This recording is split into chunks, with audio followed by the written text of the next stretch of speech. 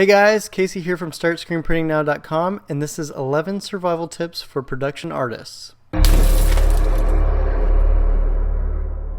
Spooky. So a lot of these tips are going to be specifically for graphic designers working at screen printing shops, but if you're, say, a graphic designer at a proctologist's office or something, they should still work for you. Just anytime I mention the word t-shirts or something, just replace it with the word butts. Tip number 1, don't take things personally. In my career as a production artist, I survived over a lot of different graphic designers because I didn't take things personally. I know when you're just starting out, it's probably almost impossible not to take things personally.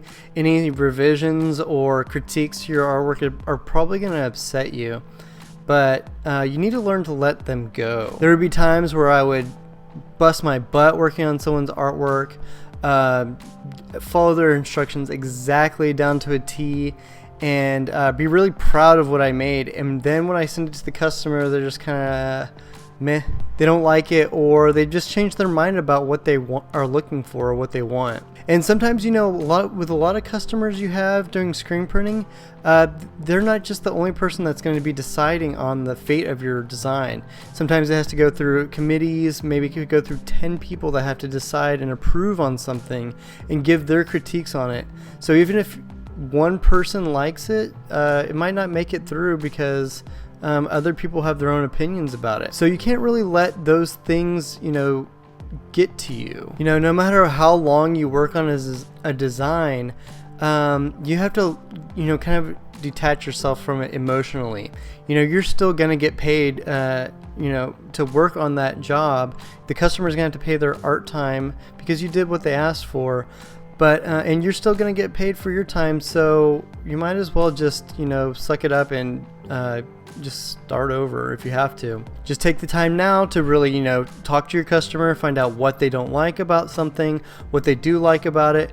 You know, if they want to start all over with it, they don't like anything, you know, that sucks, but that's how it goes sometimes. If you're gonna have to start over on something, you can always just save it, you know, don't just delete something. You can use it down the road on something else, and you've just saved yourself some more time further down the road using it on another design that might be like similar instructions. I've seen a lot of artists come and go through our doors, and it's because revisions actually make them angry, and that's a very elitist attitude to have, because you think you're the designer, you know what's right, you know what looks right.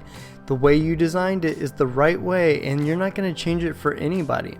And that's not a very good mindset to have. You might not agree with everything your customer wants. Most of the time you're not going to. But even though the customer isn't always right, they're still going to get what they want. That isn't to say you shouldn't you know, give any creative input to the whole process. I mean, you're the expert in your field, and that's why the customers come to you, is because you're the expert. They want to know your opinion on things. So you don't have to disagree with them, but you can come out and, you know, give suggestions, you know, tell them what you think would be good, you know, at the same time, you know, kind of show them what their idea is going to look like on paper or on a t-shirt. But, you know, give some creative ideas to them and be like, you know, I know this is what you want. Here's what that looks like. But I was thinking there's another way we can go about this. I think this will look a little better and is a little bit nicer, you know, and do that in a nice way, of course. You know, in the end, they might just go with Comic Sans on their shirt, and it's going to look bad. But at least you gave your advice, and they didn't take it. But, you know, you make yourself more valuable when you give your advice, and people are going to notice that. You know, a lot of new designers, they shut down when they get revisions. They just completely shut off. They, you know, get angry about it. And who cares? It's like 20 shirts for a family reunion. Someone's going to be just washing their car with that shirt in a week anyway. Really be passionate about what you're designing, but at the same time, it's not your design, it's someone else's. You know, pick your battles and be smart. Flying off the handle at any revision request, it's going to make you look bad. You're going to get an astronomical amount of revisions during your career, and you'll live longer if you can handle them with grace. Tip number 2. Be proactive. Always be proactive with all your orders and know in the back of your mind when they need to print to meet their deadlines. Your customer might have a very large event, and if they have a large event, that means they have a very concrete deadline. And if you miss that deadline because you didn't check up on it or something, you're going to lose the sale on that. Now, I'm not saying it's your fault if you miss a deadline. A lot of your customers, they might, get busy with something else, and they might say, oh yeah, I forgot about those shirts I ordered for Fun Run next week. I completely forgot about them. Now I need to approve the proof I got. Sometimes they're just volunteers, and maybe their shirt isn't really a priority, or maybe they're just totally disorganized and their lives are a clusterfuck of chaos. You don't know.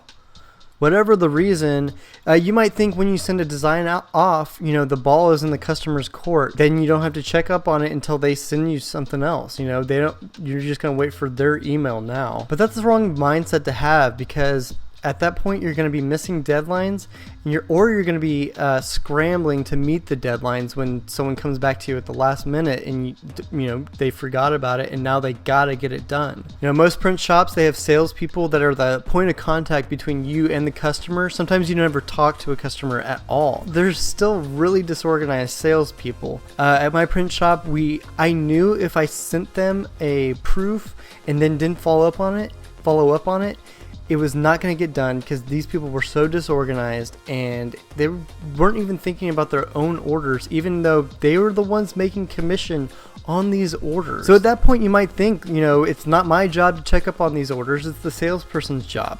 And you're kind of right, it totally is. But at the same time, you should check up on them. If you know that there's someone that is disorganized, your deadline in your head, that they have an event coming up and they're not going to check up on it, you should be the one to check up on it, even though it's not really your job. You need to make sure everything coming out of your art department is on time. I used to not check up on things, and when my boss asked me what happened, I didn't have an answer. I just sit there and go, wow, I don't have a good reason. I sent it to the customer, the salesperson, and I didn't hear back, and so I thought it was over or something like that. I don't know. At work, it shouldn't be really a competition. All the departments should be working together to be making sure everything's getting out. Your print shop might actually be asking you, hey, where's this approved art? I have this on the schedule. I need to print this today. Do you have an approval for me? Do you have the artwork? Why haven't I seen films for this? And, they're going to probably be checking up on you. And that means you need to know where that artwork is in the queue. What's happening with that? I mean, it's not fair if someone else is a slacker in another department, if you have slacker salespeople and they're not checking up on their own things. It's not fair. But if salespeople are the ones paying the bills for your company, you're going to be on the wrong side of the argument sometimes, and you might as well just send an email, and check up on it as much as you can.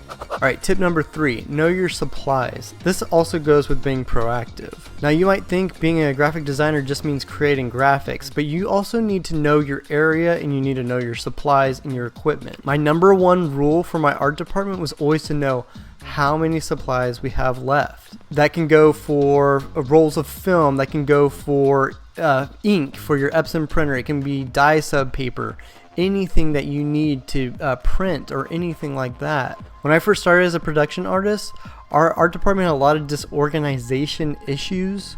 We were disorganized. So you'd go to print an order and it'd be a rush order, you need to print it right now, and then you realize, oh crap, I don't have any film to print, or I'm out of ink. My Epson can't print right now. This is absolutely killer, because that means that now you have to get on the phone with your supplier and ask them to courier you some supplies like yesterday, and you might be totally screwed.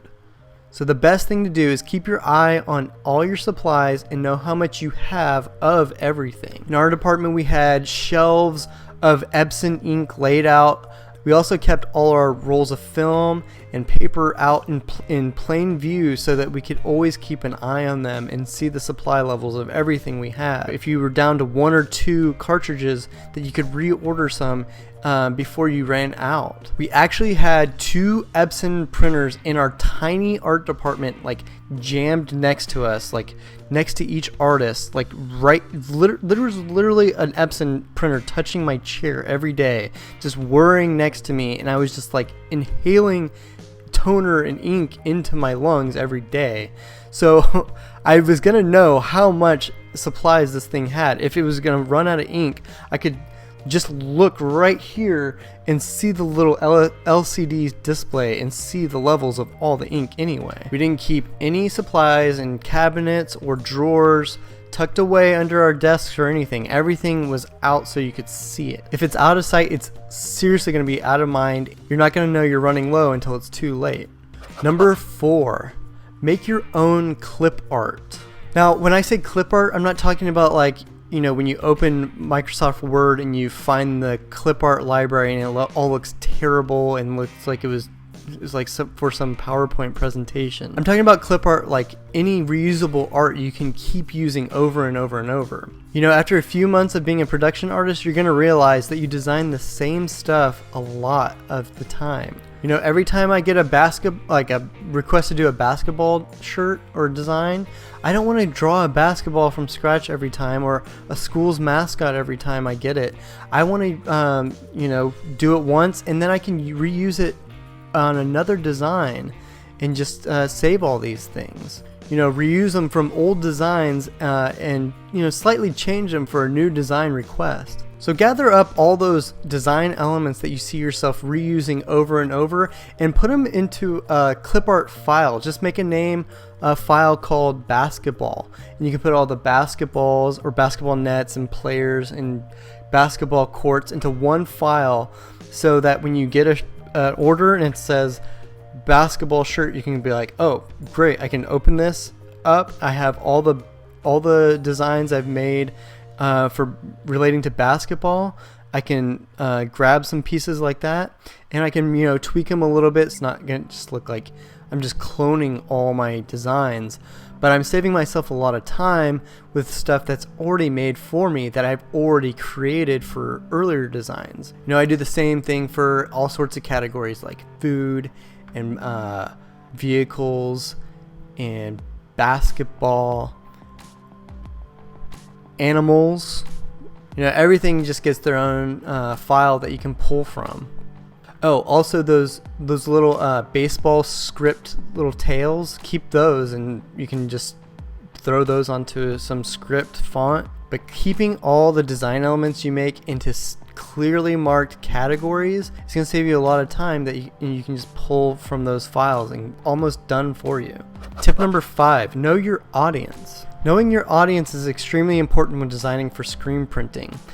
Obviously, when you have more experience with a returning customer, you're going to know what kinds of things they like. And you'll know what things will get approved faster, what kind of style they like, and you won't go through as many revision rounds because you know this person, you know what they want before they want it. You have to really think of the audience and like, who is the person that's asking for this stuff. This goes for your direct customers and for your customers' audience, like who they're gonna sell their shirts to or something. I had a customer once. She wanted me to design a t-shirt for some bikers, like bikers meaning motorcycle enthusiasts, and but the problem was her design was gonna be gold on a purple shirt, and it was totally missed the mark on like what her audience wanted. It was like it looked really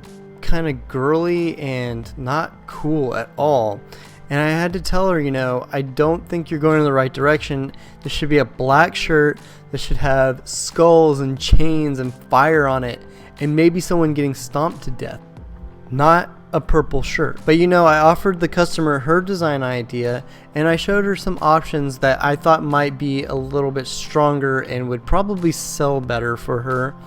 and we got an awesome design done. You know, and if your customer can't sell their shirts to who they're wanting to sell to, they aren't going to come back to print more shirts because they still have boxes of unsold shirts sitting in their van.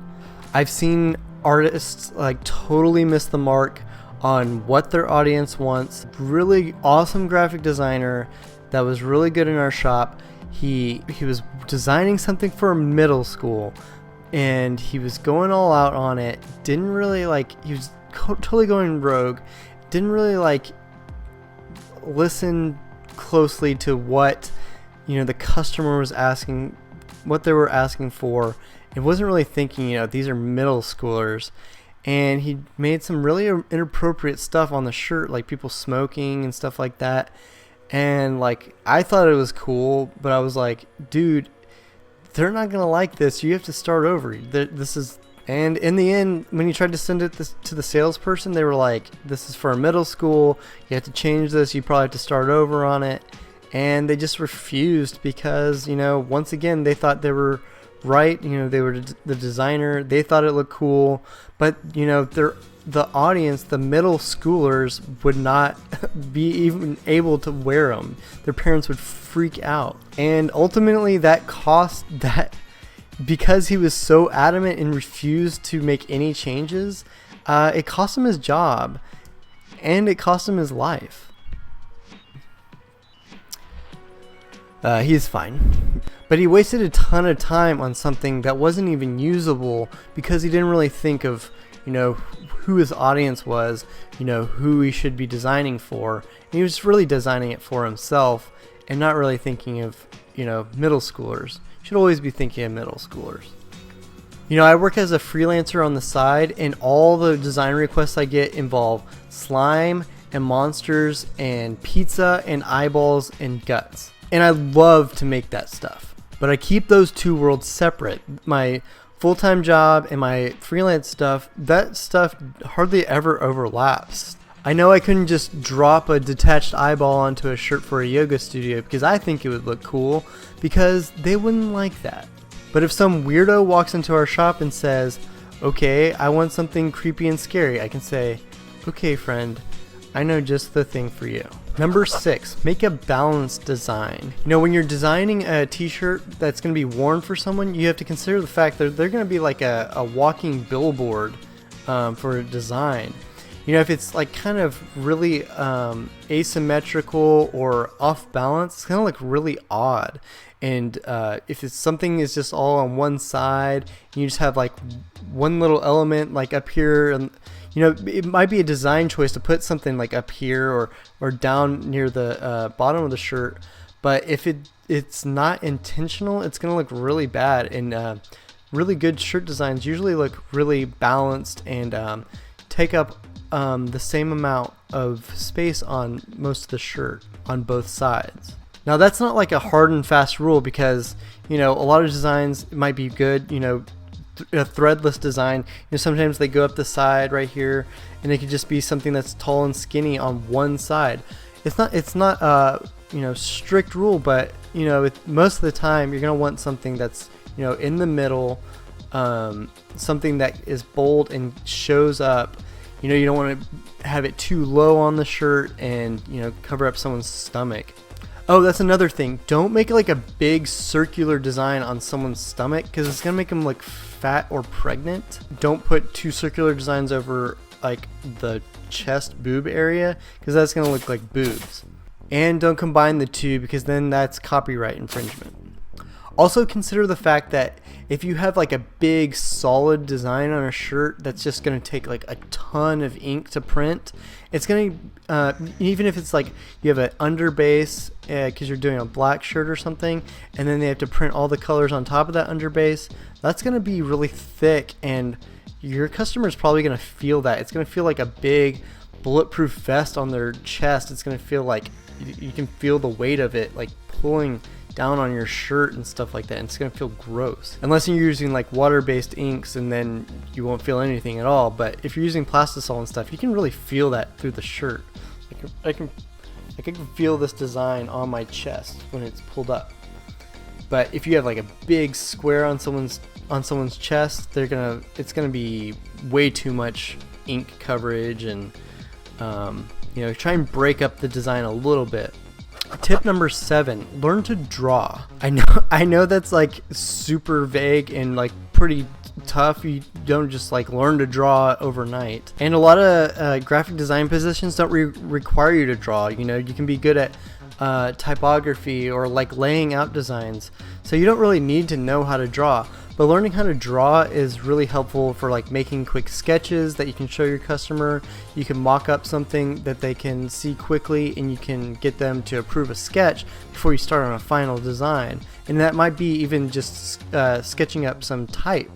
Even if you're not going to do like an actual illustration, you can still, if you can have good drawing skills, you can sketch quickly and do mock up your artwork before you actually start on finalizing it and putting it into vector art or something. Also, it helps a lot with like all the custom illustration requests you get.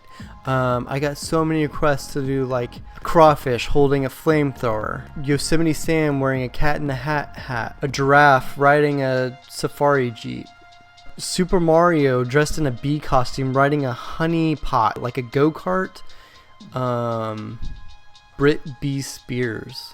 And there's no way around getting around these custom design requests sometimes. If you get a design request with a really custom illustration request in it, you're gonna have to draw it. There's only so far you can get with just like tracing things you find on Google Images. You're not gonna find a picture on Google Images of a sexy Britney Spears that looks like a bee. This might require you to go to school for design and drawing. I've taken life drawing classes, and even though you won't really have to probably be drawing realistically for production art at a commercial screen printer, it's probably going to be more like cartoony and comic-y looking. It's still a good skill to have because you can flesh things out easier. Also, anytime you have free time, just draw. Like before I took classes to draw, I just drew all the time. If I got all my orders done, I would just be drawing. I wouldn't be looking at Facebook, just draw whatever. There's a lot of good inspirational websites that have really awesome illustration for shirt design. If you go to like gigposters.com or minties.com, they have really awesome artists on there you can get inspiration from and see like what they do, and practice some of the things you see there. Don't just straight up steal some artist's artwork and their style, but like really like see like what they're doing and what their process is. Another thing that's really helpful for drawing and illustrating is get a drawing tablet. They're kind of expensive, but they are coming down in price. You can get a really good entry-level Wacom tablet for like $70 now. You don't need to go like full Intuos or like a Cintiq or something right off the bat. But if you get a drawing tablet, it's more natural and free to get those thick and thin lines in Photoshop or Illustrator, and your illustrations will like really come to life and look better than just pointing and clicking with a mouse each little vector line and joint, and it's gonna look like I've done that before, like trying to fake it, get like a fake ink line, and you can get so far with that, but it takes forever clicking. There's always usually a learning curve with using a tablet. It's kind of hard to get used to, but if you just put your mouse like in a drawer somewhere and just use your drawing tablet for everything, like browsing the web and just every little thing you do, even if you're not drawing something, you're gonna get used to it really fast. Eventually I was using it all the time, and it got difficult to like move back to a mouse. Like the pen was so much more free and flowy, and you just do things a lot quicker with it, it felt like, because you have all the controls right here. And there's usually hotkeys on your drawing tablet that make things a lot easier. Like you can zoom in and rotate your canvas. You have command buttons on the tablet sometimes now. But it definitely helps a lot more with your illustration. You can sketch things really quickly and get pen pressure sensitivity. Right now I use a Intuos 4. I think they're called Intuos Pros now. And this was a little expensive, but I started off with a real easy, real cheap one, and just learned how to use on that. But that gets me to my next tip, tip number 8. Don't be all digital. Most of the stuff you make, you're going to be working in Illustrator and Photoshop all the time. You probably never have to draw anything on a piece of paper anymore. But a lot of the time, I do like working on paper. You know, I'll sketch something on paper in pencil or something, and I might scan it in and then ink it in Illustrator or Photoshop later, or I might ink it right on the paper. You know, if you just have like a dark pen or Sharpie, if you can get like really dark, crisp lines on paper, and scan it in and drop out the background in Photoshop, you know, mess with the levels. You set the white point, you know, at a certain point, and you set the black point to a certain point, so that you've made it made the paper all the way white and your artwork all the way black, and there's more contrast there. And now you can extract your artwork, and you can edit it more and color it there. There's a lot of character in drawing things by hand, and you know, you can tell sometimes when something's been overly smoothed with Illustrator brushes. That you know, Illustrator is constantly smoothing your strokes and stuff, and it looks kind of computer generated. You know, it's gonna give it character and really give some life to your drawings. You're gonna have more control over the thick and thins of a stroke if you have like a brush or something like that. I actually like to use the Pentel pocket brushes. They are like a little brush tip, but there's like an inkwell behind it, and you just kind of squeeze out a little ink inside the body of this pen, and the tip is really thin, but you can go really thick when you push down a little bit harder, and it looks like a real brush, like you dipped it in India ink and like really went old school with it. Start my sketch in like a non-photo blue pencil. If you I have cat hair in my mouth. You know, if you sometimes I like to start off a sketch with a non-photo blue pencil. Non-photo blue means that it's gonna not get picked up by some cameras or scanners. It doesn't get picked up very well, so when you scan your artwork, it's not really gonna see the blue of that pencil, and it's gonna see your ink lines, and it'll be easier to, you know, remove your sketch from the scan and bring out your artwork instead. Also think about, you know, you can always put down a piece of vellum or tracing paper on your sketch and, you know, trace over it. Get a light box so you can shine the sketch through your paper. Light boxes are good, but they give me a headache sometimes, just staring into the light. But yeah, I think all you need is just some Sharpies work, or a Pentel pocket brush, or those little micron pens. Those are awesome too. That's what I like to use as well.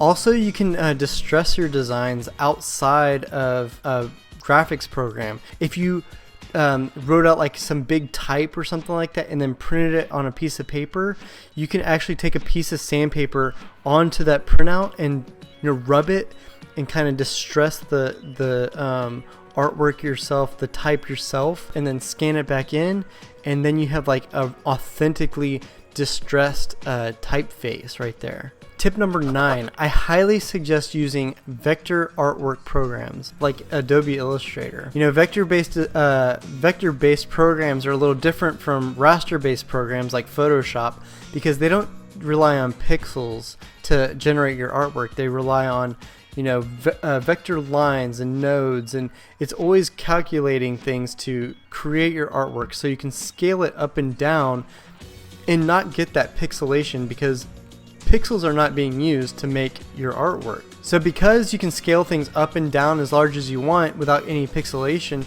you can start off designing something for a pencil if a client asks you for something to go on a pencil, and then they later down the road want that same design put on a banner.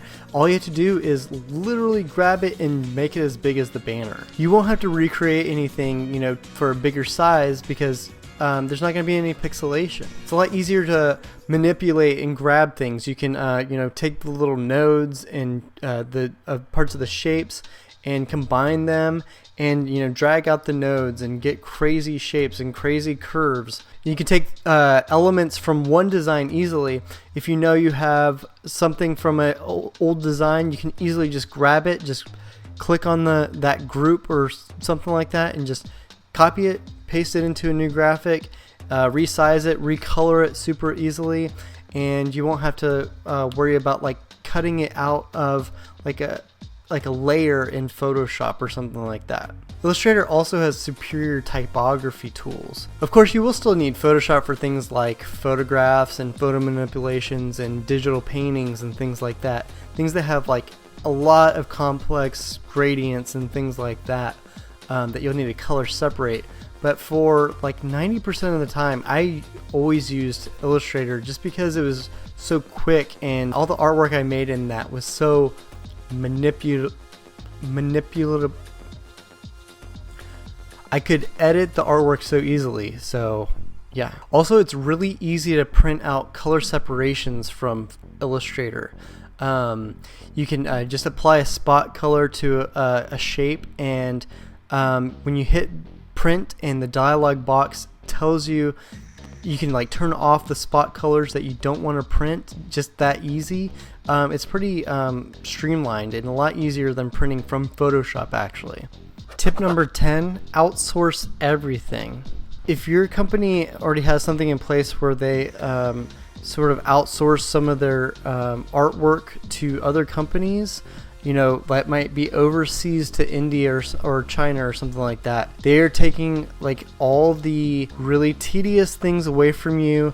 You can take something that you don't want to do, like recreating low-res logos for a t-shirt. You don't want to do all that stuff because it's tedious and it's a waste of time and money for you and your company. You can send offshore and they can do it for you overnight and do it for really cheap for like, it might take you like 2 hours to trace over some logo and recreate it into vector artwork. And that might cost your company a lot of money to have you do that for 2 hours, and you could have been doing something else. You can outsource it to someone overseas and have them recreate it for you for pennies on the dollar.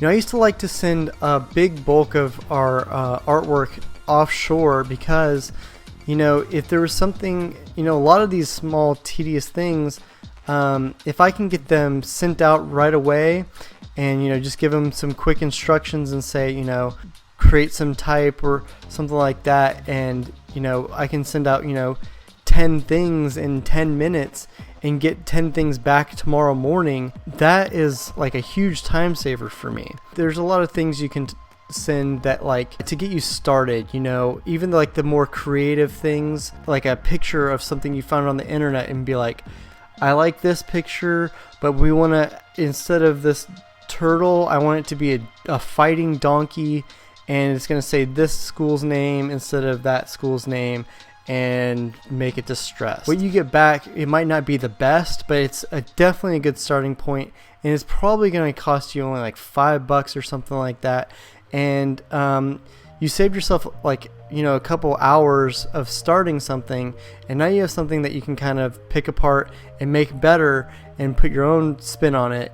Now, I wrote a post about this on my website, startscreenprintingnow.com/outsourcing. If you want to read that and see a little bit more details about that. Tip number 11, Red Bull. Alright guys, that's all the tips I'm going to have for you today.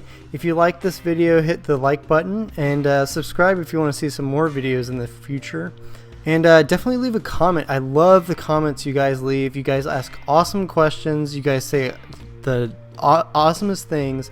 You guys are awesome, and I love you guys. Also, if you are a graphic designer and you do screen printing, if you go to startscreenprintingnow.com/free design resources, I go to Creative Market and I find the best free designer resources, and I find the best ones that could really be used for screen printing. That could be templates and textures, fonts and brushes, or even like Illustrator actions. And I update that for you guys every Monday. So go to startscreenprintingnow.com/free design resources and you can pick up some free stuff there. There's also some premium ones there that I've also kind of cherry picked that I really like, and I think that even though they are premium, you have to pay a little for those. They are very helpful and are definitely worth the money. So grab the free ones if you want. But yeah, so that's all I have for you guys. Thanks a lot.